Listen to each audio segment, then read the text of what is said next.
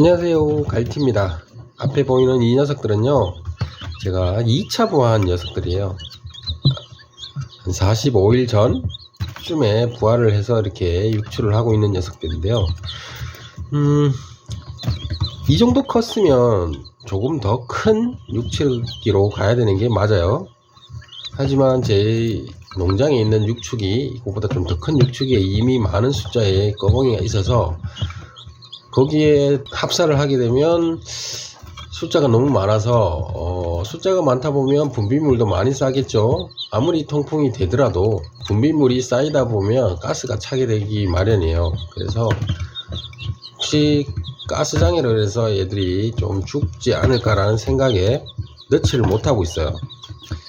그래서 조금만 더 키우고, 여기서 좀 얘들한테는 조금 미안하지만 한 일주일에서 한 2주일 정도 더 크면 여기보다 훨씬 더 크겠죠. 근데 많이 좁겠죠. 하지만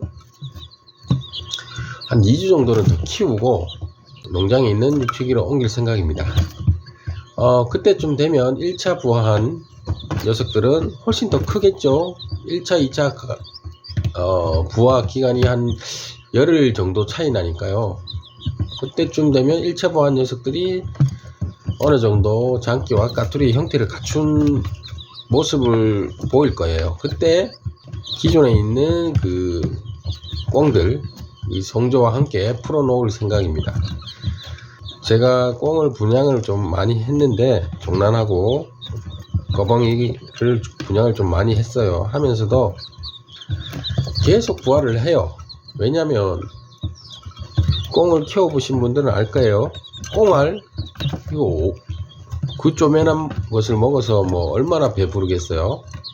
그리고 꽁을 키워서 사육하는 분들 대부분은 꽁 종란을 팔거나 꽁 새끼, 그러니까 꺼벙이를 팔거나, 아니면 꽁이 다 컸을 때 꽁을 잡아서 꽁 고기를 팔거나, 요거예요. 뭐 특별하게 수익이 나오는 방법이 딱 그 세 가지인데, 그래서 저는 꽁을 잡아서 팔지는 못해요. 왜냐면 제가 부화를 했고, 그리고 제가 모이를 주고 물을 주고 힘들게 키운 녀석들이라서 딱히 이렇게 잡고 싶은 생각도 없고, 그리고 그걸 잡아서 먹을 생각도 당연히 없고요.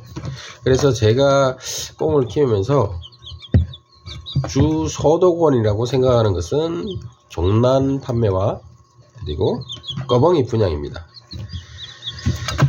그렇다 보니까 계속 이 꺼벙이를 부화를 하고 분양을 하고 있습니다. 많은 분들이 꺼벙이를 좀 분양을 받았는데요. 생각보다 좀 분양을 받으신 분들이 많이 죽더라고 하더라고요.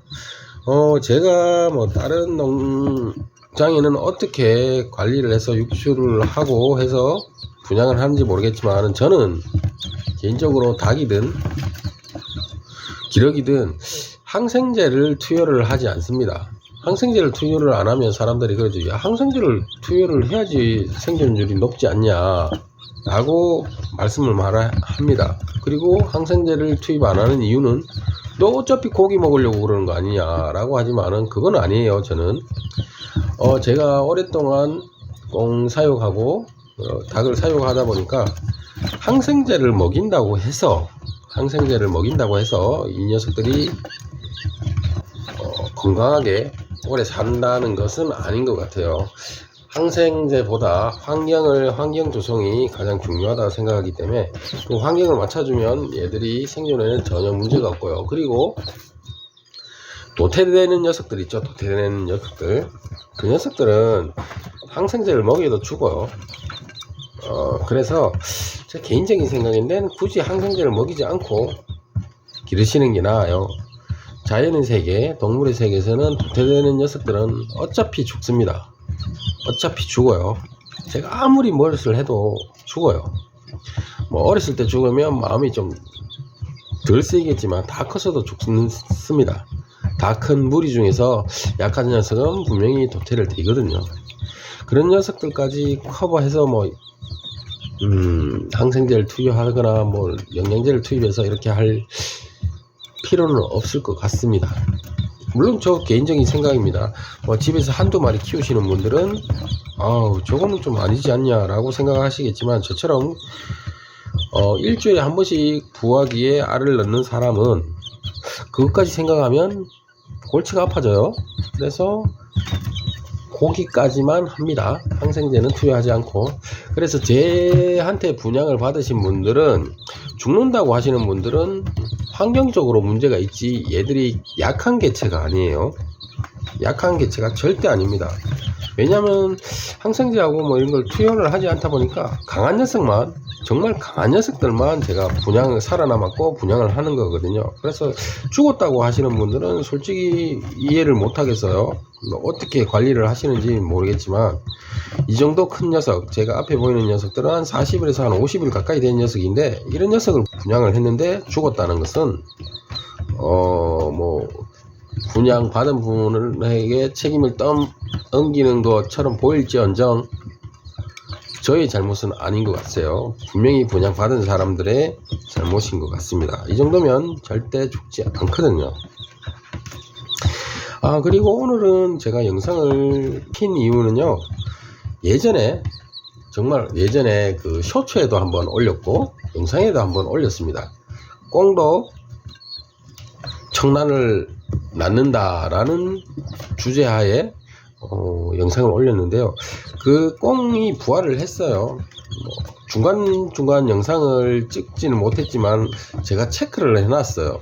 체크를 해놨고, 꽁알의 색깔을 보고 혹시나 백꽁이 태어나지 않을까라고 좀 기대를 많이 했고, 근데 너무 어렸을 때는 별로 차이가 없었어요. 정말 차이가 없더라고요. 일반 꺼벙이랑 똑같았어요. 그래서 색깔에는 전혀 상관이 없구나, 꽁의 색깔에 전혀 미치지 않는다고 그렇게 판단을 했는데요. 중간 과정이 없어서 여러분에게 좀 신뢰성이 떨어질정 제가 한번 말씀을 드리는 것은요, 요 녀석 있죠, 여기. 아이고, 도망을 가버렸네요.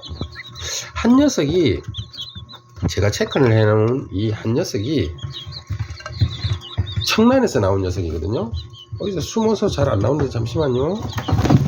아이고, 튀죠. 여기 보시면 요 녀석 있죠, 여기. 한번 잡아보겠어요. 안 되겠어요. 잡았죠. 잡았는데 보세요. 다른 녀석들에 비해서 색깔이 조금 더 흰색 계열의 털이 많이 나오죠. 보시죠. 맞죠?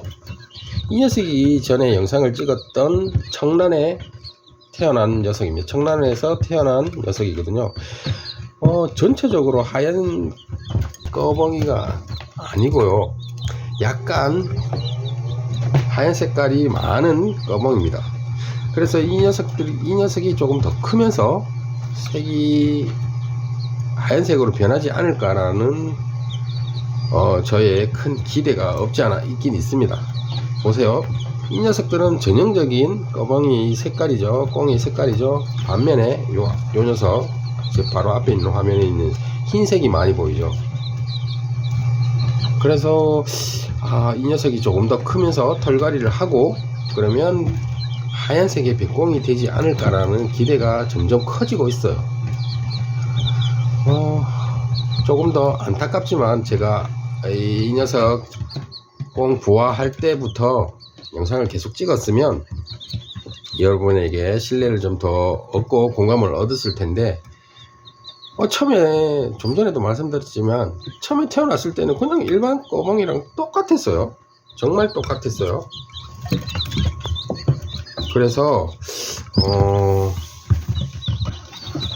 그냥 그거랑 전혀 상관이 없구나 라는 생각밖에 안 들었어요. 그래서 영상을 별로 안 찍었는데 한 50일 정도 되니까 색깔이 약간씩 변하는 것 같아요. 그래서 이 녀석을 좀 제가 주의 깊게 관찰을 해서 영상을 찍을 생각입니다. 앞에 보이는 이 녀석 있죠? 제가 계속 화면을 움직이는 녀석, 이 녀석입니다. 딱 봐도 보이시죠? 기존에 있는 녀석들과 약간의 차이가 보이시죠? 네, 어쨌든 저 녀석의 성장 과정을 한번 쭉 보고 한 3개월 정도 되면 확연히 드러날 겁니다. 그때 다시 한번 영상을 찍어서 확인해 드리도록 할게요. 네, 오늘도 불철주야 거봉이를 키우시는